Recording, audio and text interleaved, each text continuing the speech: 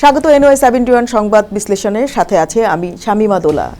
বিএনপির চেয়ারম্যান তারেক রহমানকে নিয়ে টাইম ম্যাগাজিনে প্রকাশিত প্রতিবেদন নিয়ে অনলাইন আর অফলাইনে ব্যাপক আলোচনার জন্ম দিয়েছে। যুক্তরাষ্ট্রভিত্তিক প্রভাবশালী সেই সাময়িকীতে সেই প্রতিবেদনের শিরোনাম দেওয়া হয়েছে বাংলাদেশের প্রডিগাল সান, বাংলায় আক্ষরিক অর্থ দাঁড়ায় বাংলাদেশের বেপরোয়া সন্তান, যাকে দেশবাসী আবার স্বাগত জানিয়েছে বা প্রত্যাবর্তন হয়েছে। প্রায় ৩,৩০০ শব্দের সেই প্রতিবেদনে তারেক রহমানের শৈশব, কৈশোর, শিক্ষাজীবন আর রাজনৈতিক অঙ্গনে প্রবেশ নিয়ে বিস্তারিত তথ্য তুলে ধরা হয়েছে।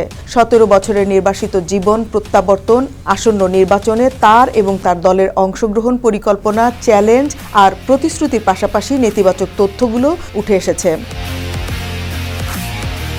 চার্লি ক্যাম্পবেলের সেই প্রতিবেদনের এক প্যারায় বলা হয়েছে, অনেক বাংলাদেশীর কাছে রহমান এখনও খাম্বা তারিক নামে পরিচিত, কারণ তিনি একটি দুর্নীতি কেলেঙ্কারির তথ্য উল্লেখ করেছেন, যেখানে হাজার হাজার বিদ্যুতের খুঁটি বা খাম্বা তার সহযোগীর কাছ থেকে চড়া দামে কেনা হয়েছিল বলে জানা গেছে, কিন্তু কখনো গ্রিডের সাথে সংযুক্ত করা হয়নি। যদিও রহমান দৃঢ়তার সাথে তার অন্যায়ের কথা অস্বীকার করেন। ২০০৮ সালের একটি ফাঁস হওয়া মার্কিন কূটনৈতিক তার বার্তা তাকে ক্লেপ্টোক্রেটিক সরকার এবং সহিংস রাজনীতির প্রতীক হিসেবে চিহ্নিত করে এবং প্রচণ্ড এবং ঘন ঘন ঘুষ দাবি করার জন্য তার খ্যাতি উল্লেখ করে।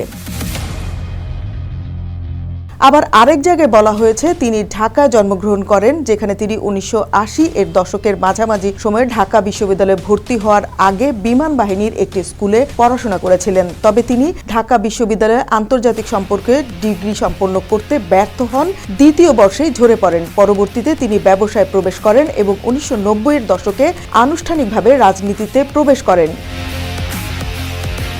বিএনপির সিনিয়র যুগ্ম মহাসচিব হন। ক্ষমতার দালাল হিসাবে তার ক্রমবর্ধমান প্রভাব তাকে দলীয় কৌশলে কেন্দ্রীয় ব্যক্তিত্ব এবং বিতর্কিত ব্যক্তিত্বে পরিণত করে। সমালোচকরা তাকে দুর্নীতির এবং শাসন ব্যবস্থায় অযৌক্তিক হস্তক্ষেপের অভিযোগে অভিযুক্ত করেন। আবার সপ্তম প্যারায় বলা হয়েছে, তার সমর্থকদের কাছে রহমান একজন নির্যাতিত মুক্তিদাতা, যিনি তার অবরুদ্ধ মাতৃভূমিকে রক্ষা করার জন্য দেশে ফিরে এসেছেন।